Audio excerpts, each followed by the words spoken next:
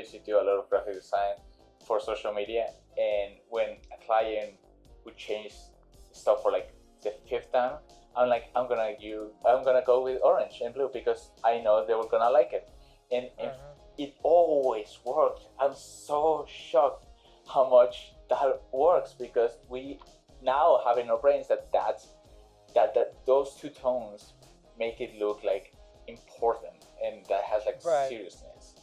Yeah. But inside my graphic design artist heart, it's always like, I don't like this. It's so overdone. Welcome to your local Cineplex.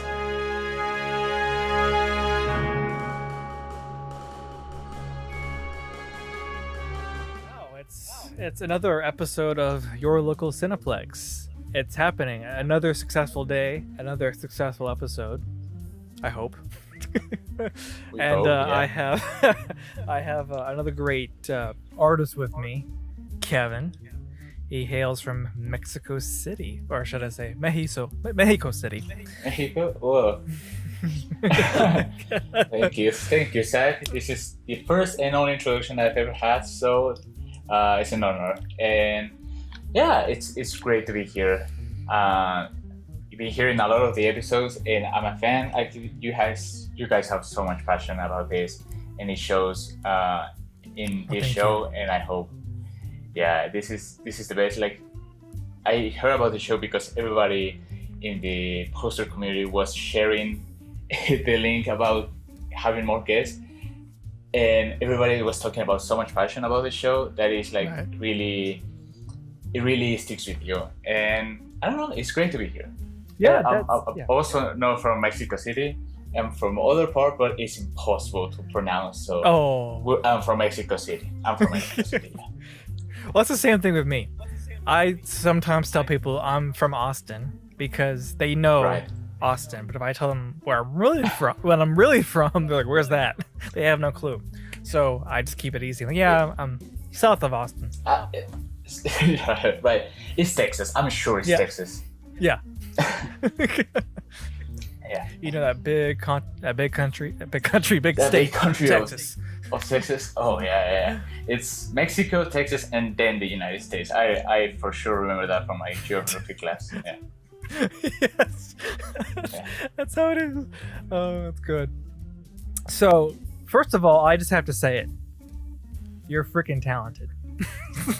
Oh, thank you, man. Yeah, I love your work, man. So I saw it. I'm like, this guy has to come on the podcast. Thank you. So I can learn all your secrets.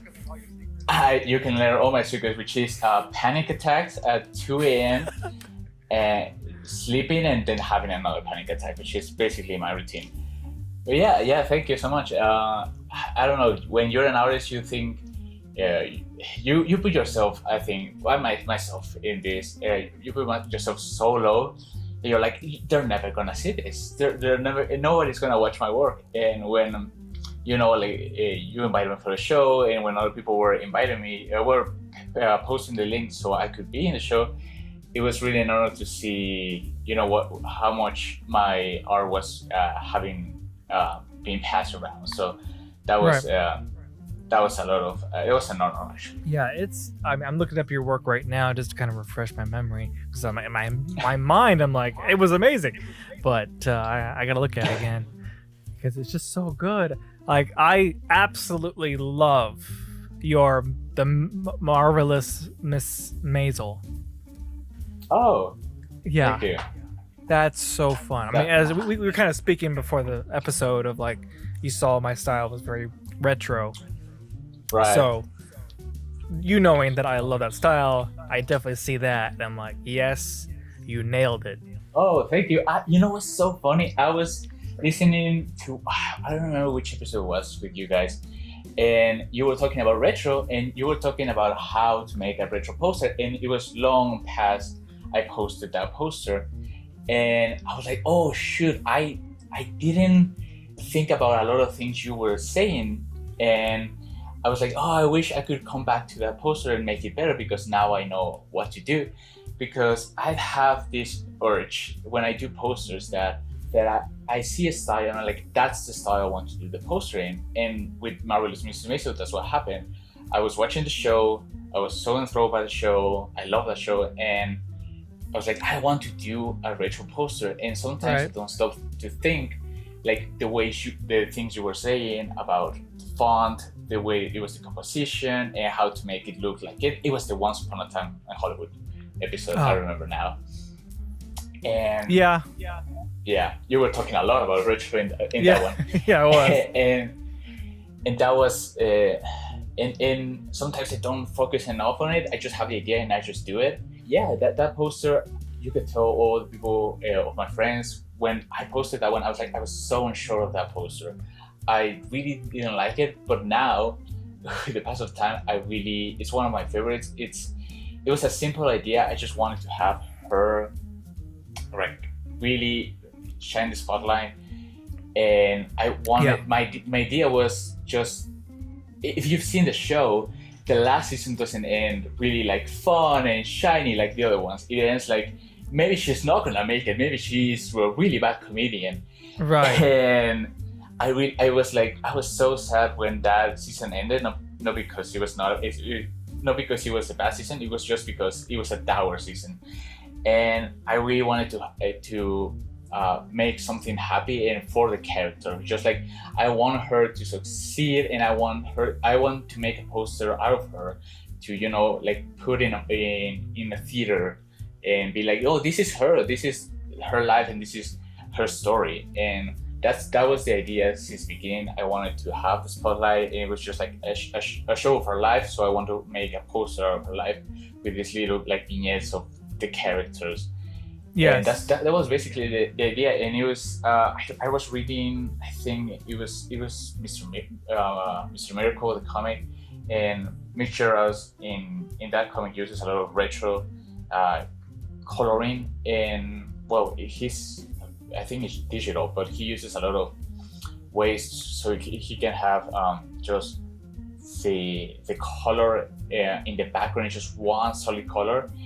And for me, it's a lot of retro when you're like, that's not realistic, but that pink or that yellow or blue background makes it have that style. So I wanted to play with that, around with those colors, like the blue, I think it's yellow and pink, I think. Yeah. For that poster. And that was my idea. And I was really early on in entering the map gradient on Photoshop. So I was like, I want to take a time to learn about it, and I want to learn with those. And that was basically the concept and how it came out to be. That's awesome. Yeah, it's you. Yeah, I wouldn't worry about. Yeah, you nailed it with this one. I'm looking at it, and you have all the right. I guess the word would be hallmarks, or just details. Okay. That make it feel right. Even the angle you have her at, that's just great. Yeah. I love that. And then the using of different colors for each character vignette is just it's the cherry on top. Mwah, it's perfect. Because not enough posters start doing that. I think that adds more of a flair to it if you're gonna do kind of the floating head, which you kind of do and you kind of don't. You have two like heads, but then you have the nice couple that are more torso. Right. But that's a perfect transition from her down to the two characters. Then it makes me happy. Thank you. That's the only thing I want with posters, to make people happy. With the pose of her, I struggle a lot with women anatomy. That's one of the things I struggle so much, because I'm drawing a woman and I'm like, oh, that's a man. So when I said this recently on Instagram, I struggle because I study arts. My professors were like, you cannot use reference, like that's a sin. And when I'm on Instagram and a lot of people like Courtney post pictures of like the reference, I'm like, oh, wait, you can do that? Like the main people can do that? Right. And like, and I realized like, oh yeah, everything is a reference. Like somebody takes the picture and the designer like does the graphic around it. That's a reference.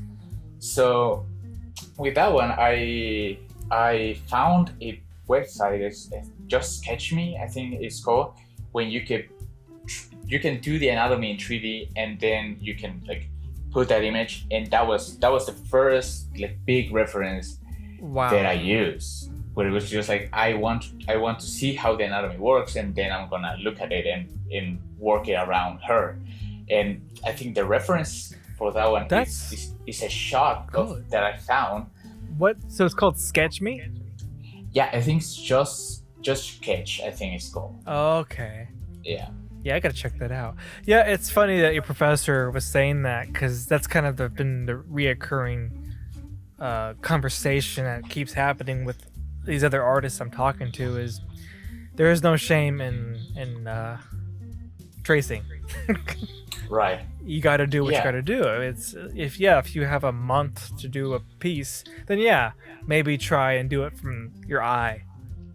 But when you have a crazy deadline to meet, and then you got actors that need to sign off on the likeness, you're gonna trace that. You have to trace that, because I think, I don't remember where I saw this, and it's like you cannot trace everything, because something is, it has to be original. It has to have your flavor, right? Right. But when you don't have the time, you have to find the way to trace some things that you don't know you're so sure about it, but you also have to find a way to put what makes your art yours. So it's the balance between tracing what you are not fast enough, but also working as your advantage, so you have the time to make the things you know the most you can do, and make it better, make it even like better than the last poster you did. Yeah, it's a lot like, because I feel like you kind of run into this with trying to do your style with like photo comp work, where you're not illustrating so much, but you're using photos as your base. You're starting out with that, right? And you're constructing. And like the poster I just showed you before the podcast, I struggled with that. I'm like, okay, a lot of it was photo based, and I'm like, how do I make this mine? It's instead of just putting these photos together, how do I make it my poster? How do I put the artist's hand on there? So I had to like use every trick in the bag I knew, every tool I knew how to use to like really reshape the light, reshape the shadows, even painting on to add that brush stroke, and really. Yeah, I love it when you start naming your layers. Like the first week, you're like, oh, this is the layer for the window, right? At the end, you're like, it's layer number 200, whatever. Yeah. Because you don't want to work. You want to work non-destructive, and you don't want to like mess up and like, what if I don't like this and I want to undo it, and then it's on top of something that you already like. You're like, oh no. Absolutely. Sometimes what I do is I'm not sure of one thing, and I just create another way so that one stays on top. And sometimes I realize, my file is so heavy. What is going on? And I realize I have like the same things, but like triple down. So I have the poster 3 times. Yeah. In the same document. I'm like, oh, insane. That's why it's so big. No, those are the problems we run into. Yeah, we run into it. That nobody's gonna. If somebody taps into this episode and starts listening at minute 15, it's just gonna be like, are they talking Jewish or what is this? These guys are mad. These guys should go to a psychiatrist. Yeah. Or like, pronto. You don't know. It's like layer 51. It's like, what? Yeah. It's layer 51. Yeah. I don't know. Do you use the iPad Pro? No, I don't.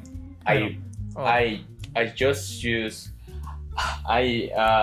I'm a guy who has to sketch things first, so I have an iPad, and then I go straight to Photoshop. Okay. Yeah, I haven't used the iPad. I had an iPad, but it was stolen. It was many years ago, and when Procreate was a little thing called Procreate back then. I working on it, but I don't remember anymore. Yeah. Well, I highly recommend getting a new one and downloading Photoshop on there.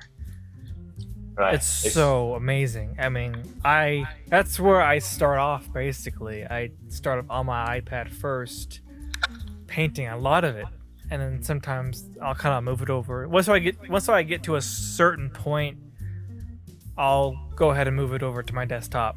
Right. And start using the Wacom tablet to work. So, yeah, I heard that the way you can work on Procreate and Photoshop on the iPad is like it feels like paper. Yeah. So that's what I want to try. Yeah. Yeah.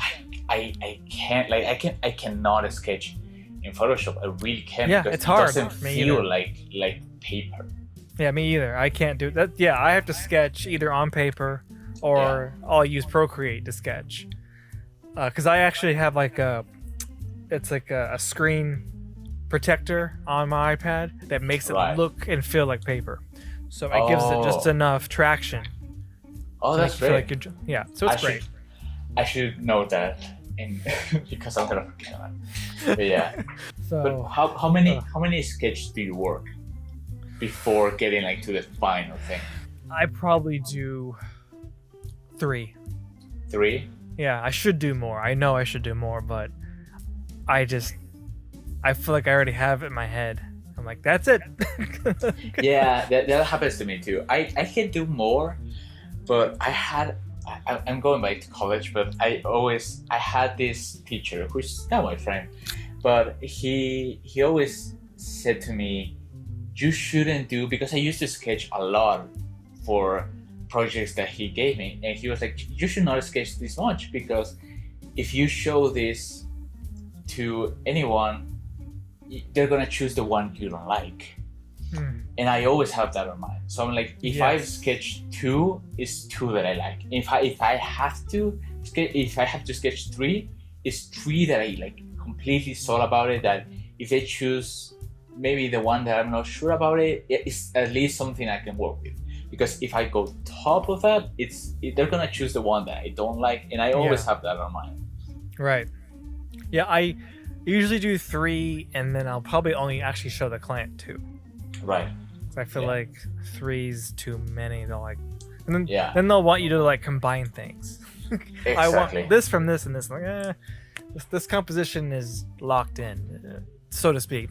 But this is what I came up with, and this is the best it's gonna be. And I don't want to combine things. Yeah. How much does it change from the thing you show to the client and how it ends up being? It changes quite a bit. Oh wow. Yeah. It's like that recent one I just showed you. I mean, it's pretty. That one didn't change that much. It pretty much just became what it was. I mean, it just because the sketch I sent my client, it lacked color and detail, but the base, the bones were there. So it wasn't a complete shock when they see it. And I don't want it to be a complete shock when they see it. Like, you promised us a dog. What is this? Now it's a cat. Yeah. Well, it's a cat now. Like, our movie has a dog. What are you talking about? Yeah. Well, I say it needs a cat. Have you seen cats? Are adorable. Oh yeah. Like the name of the movie is The Dog Can Walk. Like what? Well, I think we should change it to. Yeah, I think we should change it. I think we're not that far away from Yeah. A couple of rewrites here and there. You can change. There's now deepfake. You can change the dog to a cat now. Yeah. I'm wondering if you can do that. I don't know. Yeah, it'd be great if the poster artist had that much power, but I know, right? we don't. No, we don't. We're just we're just told bit. You make that. Yeah. Do you know the floating head style? That's it. I shouldn't say that when I have like 2 posters of that back in my background. I shouldn't say that. Yeah, but those are good though. I mean, at least you have heads and body. You're right. I have nostalgic for these 2 ones. Mm-hmm. I don't know if The Force Awakens is like really that good. but I do like the Last Jedi poster. Yeah, it is good. The Last I do Jedi like poster it. is saved by the tones. That Right. yeah, because the Force Awakens is like whatever tone. Well, it's I don't like when they do the blue and red Oh, yeah. now. Like it was fun in 2008, but now it's like you overdoing Yeah. it. Yeah, it's either blue or red, or it's orange and teal. Orange and teal, yeah. And orange that's right. teal is the way you make it cinematic. A cinematic, yeah. When you use it on the Dark Knight, that's it. Yeah. That's it. We all know what you're doing now. Mm-hmm. Yeah. Yeah. I actually had like one of my clients. They go, I want you to give the color palette orange and teal. Right. When your client knows when your client that doesn't know anything about art knows the Yeah. term orange or the teal, it's done. You overdid it. Yeah. When I used to do work, I used to do a lot of graphic design for social media, and when a client would change stuff for like the fifth time, I'm like, I'm gonna go with orange and blue because I know they were gonna like it, and if it always worked. I'm so shocked how much that works because we now have in our brains that those two tones make it look like important and that has like Right. seriousness. Yeah. But inside my graphic design artist heart, it's always like, Yeah. I don't like this. Yeah. It's so overdone. Yeah, it's because people have been accustomed or like programmed now to That's the word, see yeah. orange and teal as cinematic, as professional. Yeah. And like, no, it's not. I mean, look at movies that came out before that happened. Those were cinematic still. Yeah. Still are. So Yeah, and I don't understand it. I always have this thing that I think Hollywood sometimes goes for the wrong lesson at the end of the day. We're like, yeah, that puzzle works because the tones are fantastic, but it's also the composition. It's also how you work those two colors. It's just not that you put 3 pictures, Photoshop it, and put the tones in it. It's because there's a style to it. Yeah, like I always go with the tail. I always go back to the Dark Knight poster. Like that's a fantastic use of the tones because it's Batman and the buildings are blue or bluish, Yeah. and the fire is the one that's giving that Exactly. warm colors, and it works so great because it's you don't need like bright colors for Batman. You need blue, gray, Right. all the toned down colors. When then you put the symbol on warm, well, it's gonna look fantastic, and that's why that poster looks so well. But when you Right. do it for every single thing, well, then you're missing the mark of it. Mm-hmm. Yeah, you said it, man. You said it. It's that there was like purpose behind that color choice. It's the warm colors were driven by the fire, the fact that there's actually fire in the Exactly. poster. The blues were Yeah. driven by that the buildings are blue, and like they kind of that is kind of how the color grading in the film is.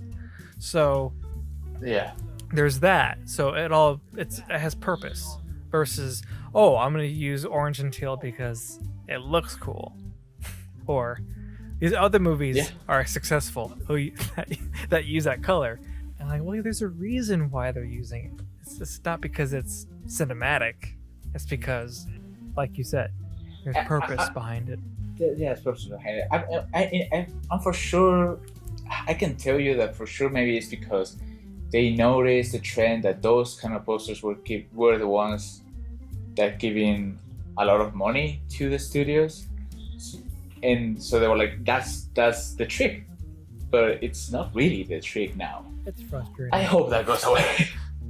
Yeah. Yeah, I think it is. It's funny because we talk about The Dark Knight because specifically Nolan films, I think started that trend with their posters where they have like the light sparks Yeah, I know. You What know, you just around it, I'm like, I see that it's been on every poster he's put out for the past decade. Yeah, I'm like, stop it. yeah. I get. One of the things I think about Christopher Nolan posters is that he has such a style now.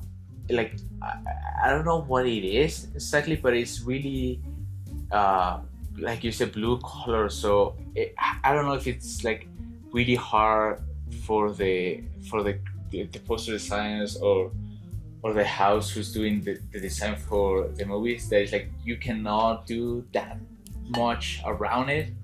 Maybe I'm guessing that's the idea behind it, because what you can else do, like you cannot put like bright colors. It's a Christopher Nolan movie. You cannot go for like I don't know, yellow or green. He doesn't have those colors. They're incredibly toned down always. Yeah, I think the only poster that pops for me that is different from all the Nolan movies, it's well, Memento, because it's incredibly yellow, incredibly orange, that poster, and The Dark Knight Rises, when it's like almost going to black and white, those posters. Yeah.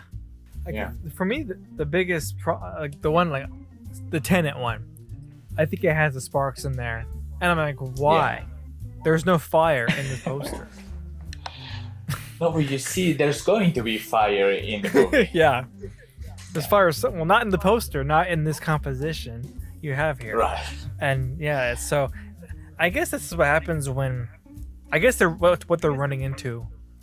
Not that we're talking about this, is kind of giving me maybe an idea why, is you run into this problem when you go so photo heavy that they have to add something special to like make it special.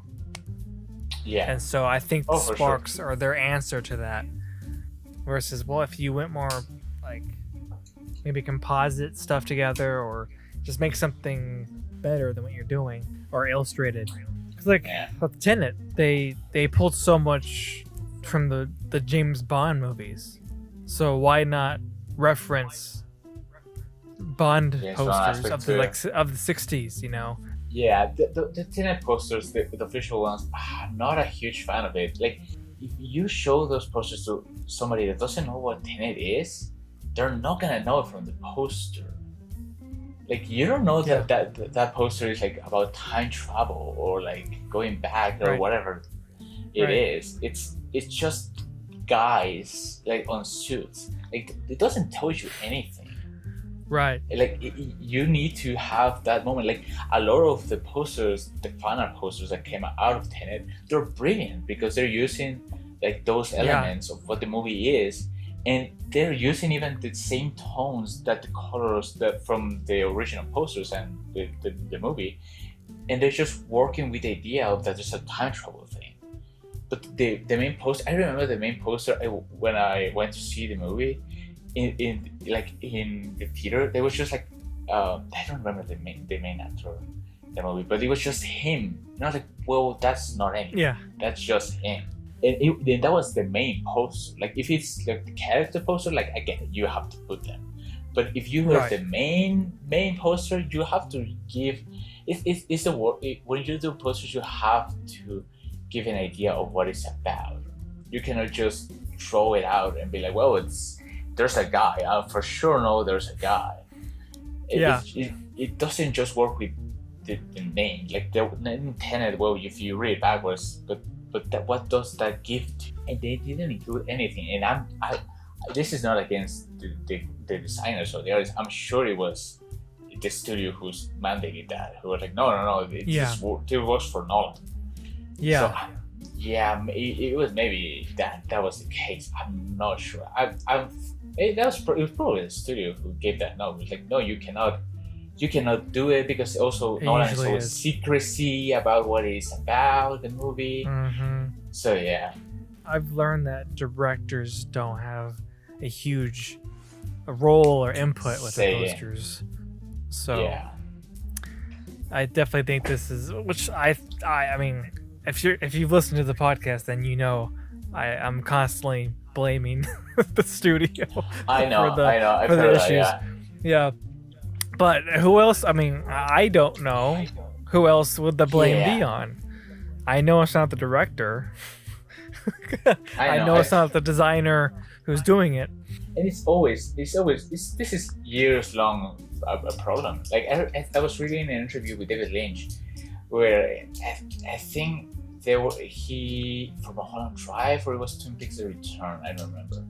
One of those two. He gave the notes to the studio how to market it, and the studio was like, "No, we're making it our own. We're making like how we know." Oh, it was Twin Peaks: Fire Walk with Me, where he was like, "You should not promote this as like the continuation of the show because it is not. It's a different beast. It's a different movie. It is in the world, but it's not the continuation." And the studio was like, "We know how to promote this," and like the movie tanked because they promoted as you missed, like you were expecting something from season 2, then there's a movie and they promote it that way, and of course people were gonna be angry about a movie about Laura Palmer being killed for 2 hours. This is not a problem from just now. It's a problem of how they've been working it since the beginning. Not giving the directors who know the movie, who did the movie, give input about what the movie is about.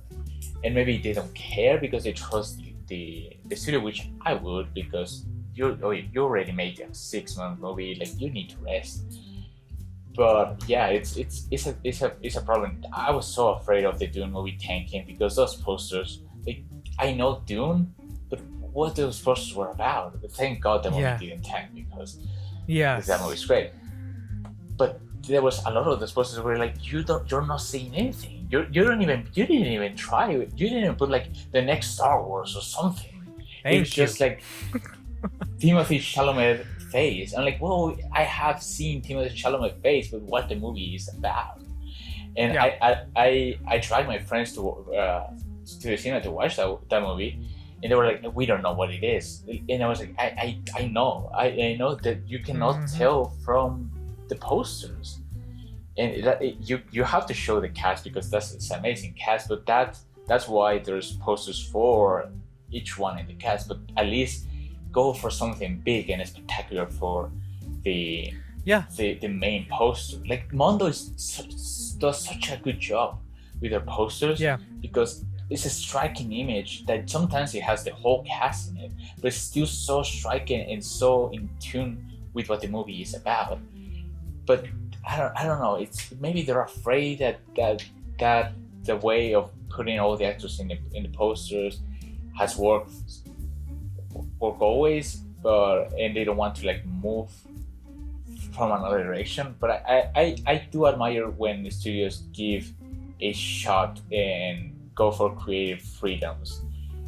Maybe we don't know. There's maybe not that many freedom, but it feels sometimes like that. Like those Batman posters, it's the Batman, but they're so fun. I like those some posters that I want to hang in my in my house and be like, that's a fucking great poster, and it's just Batman, but it's spectacular because it's just like with one picture you can do so much without words. And I think that's lacking sometimes in posters nowadays. Well, Kevin, what are your top 3 movie posters, movies, etc.? Right. So my favorite movies, and I'm gonna add like I don't have the list right here. Yeah. My favorite movies are always changing. Like it depends on my mood, but probably is the first one is The Thing. The second one, Silence of the Lambs, and now this one is a new one.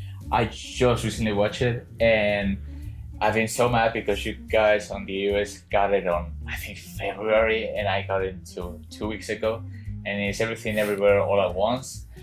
Right. That's a movie. I like The Thing and Silence of the Lambs are things that shaped my childhood. Where I was like, I was probably gonna be a doctor, and that day, and I saw those movies. I'm like, well, I'm a freak now. Yeah. And with Everything Everywhere, it was experience. I think I posted this on Twitter. where I went to see with my girlfriend. My girlfriend never cries in a movie. It's so impossible. She is cold, and we were watching it with a full audience. We thought it was gonna be just the two of us, and it was a big theater, and we were watching it, and there's one scene. I don't want to spoil it.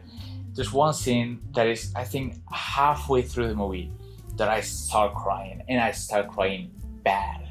And there was a lot of people around us, so I had to bite my tongue because I was making noises of like me crying so much. It was not just like sobbing or you're like you're trying to comment. No, it was just like ugly crying, and I had to bite my tongue so I could stop crying.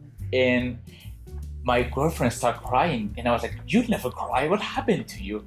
And there was a point in the movie, in the third act, when everything is wrapping up. We were on the first row, and we could watch all the people. And it's the first time I seen audience members like they were like watching it so focused. They were like in their chair like this, and and I was like, that's such an interesting thing. I never seen it. And when we got out of the theater, I went to the bathroom, and there were like 2-3 like adults like from their 60s to their 40s like weeping, cleaning up their tears because it was such an experience. And that's one of I think that movie just brought it to my number 3 because it shows what you can do, right? Which you don't have. You like the visual element of the movie is such a side note, even if it's beautiful, but the story is such a beautiful letter to like family and what it means to be like flawless. You're not flawless as a person, but and what that means. There's so many elements of the movie that I still like think about it, and even if I've seen it like 3 or 4 weeks ago, where it's gonna stay with me forever. And that's the things in Silence of the Lambs they sparked something in me when I was a kid. It was just like, I think I like horror forever. And Carpenter, I'm a huge fan of him, and he's a master. There's nothing I cannot say that it hasn't been said about The Thing and Silence of the Lambs in that regard. Which recently I've seen posts of people saying that Silence of the Lambs is boring. How dare you? It's a fucking fantastic movie. It is. It is. I don't think I can see why people like now like millennials of like that were born post like 2002 could see like, oh, this is a slow movie, but that's the beauty of it. It's such a slow movie, but it is about like Clarice goes from so much things in that, and it's like a really good deconstruction of character. And it's not like they don't like give you everything. You have to interpret a lot of things, and that I think that's a fantastic way, because you are in the shoes of Clarice, and then you're like, well, this could be me. And it's about trauma. It's about like how you deal with trauma. And there's a lot of father figures in it, that how they can betray you. That's for me, and I know a lot of people have. I had this conversation with other friends, and they're like, I had a different experience with it, and they take out of the movie different stuff, because it is such a personal movie that it's maybe now it's about Hannibal and like, oh, he eats people, but it really is not about him. It's about Clarice, like it is going into like finding herself in like being.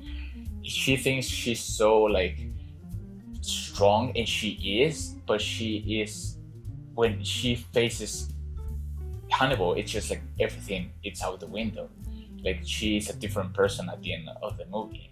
And I love the book too, but it's one of the things where I'm like, the movie did it better, but just there's a lot of the book is fantastic. I love those books, but the movie just leaves a lot of to the interpretation. It doesn't like carries you with it. It's just like it leaves you go, and whatever you think about it, it's gonna change the way you kind of see a lot of aspects in movies about like psychos or like about policemen. It's a really well done movie that is really, it's a haunting movie, and it's not about jump scares. It's about what really mess up in your mind, and that's maybe one of the things I like to think too, which is like I like the robot team animatronics. They're fantastic, but it is about like you put a match in life in a group of friends, and they're gonna turn and try to kill each other because they don't know who to trust. And it's about humanity. It's about like how much they can like think about it. And one movie I didn't put in this list is The Mist. And this again is one of those where like a group of people can go insane in just 1 second. That's horrifying. I always watch The Mist and The Thing in Halloween, and I put The Mist in 2020, and it was like it was the pandemic was fading out. Well, the quarantine was kind of fading out, and I was like, no, this Halloween I'm not gonna put it out because it's too real. Just like this one is not for this year. And then I watched it. It's too close. It hits too close to home. Yeah, when those like people like chanting about like rebellion and they want to kill people, I'm like, it's just not right now. Yeah. It's a little too close to reality. Too close. Yeah. I watched it last year. I watched it again, and I'm like, it's real. It is like haunting about how much we can turn ourselves like into like animals and be like, well, this is what we believe. We're gonna kill that guy. Yep. Yeah. But those are my 3 favorite movies. I love them to the. I have the Silence of the Lambs like Blu-ray DVDs. I have like 3 DVDs. I don't even watch it anymore DVDs, but I have it over there. Like I really love those movies. Yeah. Well, Kevin, it's been fun. I wish we could go longer. Yeah. You're definitely welcome back. I gotta get you back on, so we can talk more. It's been fun. Thank you. Yeah, I know I talk too much sometimes, but oh no, it's fine. It's my Mexican way of talking. All right, well, folks, that was it. That was Kevin. I hope you check out his work. Go to his Instagram, like everything, give him support, and make him feel special.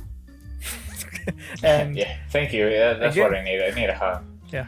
Okay. Yes. Send him a hug too. Well, that was your local Cineplex.